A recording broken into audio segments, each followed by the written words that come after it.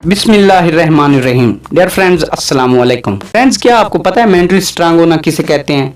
दोस्तों, 1914 की बात है जब थॉमस अल्वा एडिसन की फैक्ट्री आग की वजह से पूरी तरह जलकर बर्बाद हो गई। आग इतनी ज्यादा थी कि कुछ भी नहीं बचा। उन्हें इसमें $23 मिलियन का नुकसान हुआ। लेकिन इस पूरी सिचुएशन को जानने के बाद जिस तरह एडिसन ने रिएक्ट किया, इसे कहते हैं मेंटली स्ट्रांग। क्या आपको मालूम है उन्होंने क्या कहा? उन्होंने कहा, थैंक्स गॉड, मैं जितनी भी मिस्टेक कर रहा था वो सारी जलकर राख हो गई। अब मैं एक फ्रेश शुरुआत से आगाज करूंगा। एक मेंटली टफ इंसान की ये बहुत बड़ी क्वालिटी होती है कि वो बुरे से बुरे हालात में भी खुद को संभालना जानता है और एक पॉजिटिव अप्रोच रखता है। तो आज की इस वीडियो में हम मेंटली स्ट्रांग लोगों की कुछ हैबिट्स के बारे में बात करने वाले हैं। So let's begin. पहली हैबिट है एम्ब्रेसिंग चेंज। क्या आप जानते हैं ईगल अकलौता ऐसा परिंदा होता है जो 70 साल की उम्र तक जिंदा रह सकता है। ये इस उम्र तक जिंदा रहने के लिए हर ईगल को एक बहुत ही मुश्किल फैसला करना होता है, क्योंकि जब एक ईगल की उम्र 40 साल हो जाती है तो ईगल के पंजे इस काबिल नहीं रहते कि वो इनसे कोई शिकार आसानी से कर पाए। वो कमजोर होने के साथ साथ इतने नुकीले भी नहीं रहते, और तो और उनकी तेज नुकीली चोंच भी आगे से नीचे की जाने मुड़ जाती है, जिसकी वजह से वो शिकार नहीं कर पाता। पंख भी इतने मोटे हो जाते हैं कि उड़ान में बहुत मुश्किल होती है। तो इस दौरान हर ईगल के पास दो ही ऑप्शन होते हैं, या तो वो इसी हालत में मर जाए या फिर एक लंबे और पेनफुल प्रोसेस को एक्सेप्ट करे। एक ईगल की जिंदगी में ये प्रोसेस 150 दिन का होता है। इस प्रोसेस में एक ईगल को किसी पहाड़ की चोटी पर जाकर बैठ जाना होता है और अपनी चोंच को तब तक पत्थर पर मारते रहना होता है जब तक वो टूट कर नीचे ना गिर पड़े।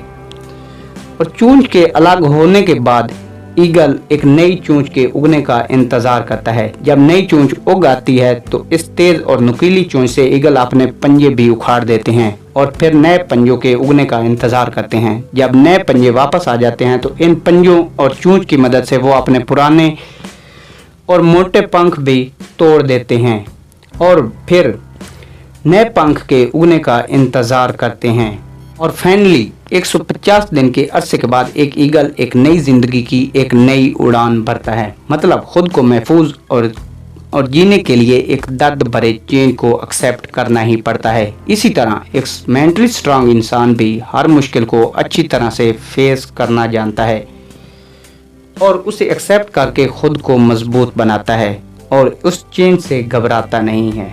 दूसरी हैबिट है एस्टेब्लिशिंग बाउंड्री। दोस्तों, आप याद करें जब आपको कोई ऐसा काम करना पड़ा हो जिसकी वजह से आपका पूरा शेड्यूल बर्बाद हो गया हो और बाद में आपको महसूस हुआ हो कि काश मैं ये काम ना करता ताकि मेरा पूरा शेड्यूल बर्बाद होने से बच जाता।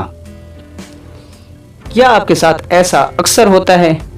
अगर आपके साथ ऐसा अक्सर होता है तो सॉरी, आप मेंटली स्ट्रांग नहीं हो, क्योंकि एक मेंटली स्ट्रांग इंसान को अच्छी तरह से मालूम होता है कि उसे किस काम को किस तरीके से सर अंजाम देना है, उसे क्या खाना है, क्या पीना है, क्या पहनना है। एक मेंटली स्ट्रांग इंसान को सब अच्छी तरह से पता होता है। मतलब एक मेंटली स्ट्रांग इंसान बहुत ज्यादा सेलेक्टिव होता है।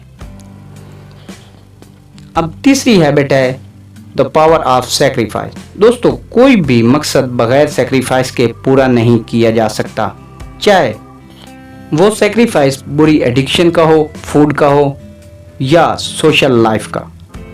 सेक्रीफाइस तो करना ही पड़ता है और मेंटली स्ट्रांग लोग सेक्रीफाइस करने से पीछे कभी नहीं हटते। अब चौथी हैबिट है सेल्फ लव। दोस्तों, मेंटली स्ट्रांग लोग अपने दिन के काम का आगाज तब तक नहीं करते जब तक फिजिकल हेल्थ और मेंटल हेल्थ पर काम नहीं कर लेते। Therefore, they start with the practice of self love। इसलिए मेंटली स्ट्रांग बनने के लिए भी ये भी एक पावरफुल हैबिट है। तो दोस्तों, आपको इन तमाम हैबिट्स में से कौन सी हैबिट सबसे ज़्यादा पसंद आई? कमेंट सेक्शन में अपनी राय का इजहार ज़रूर कीजिएगा और अगर वीडियो अच्छी लगे तो वीडियो को लाइक और चैनल को सब्सक्राइब करना ना भूलिएगा।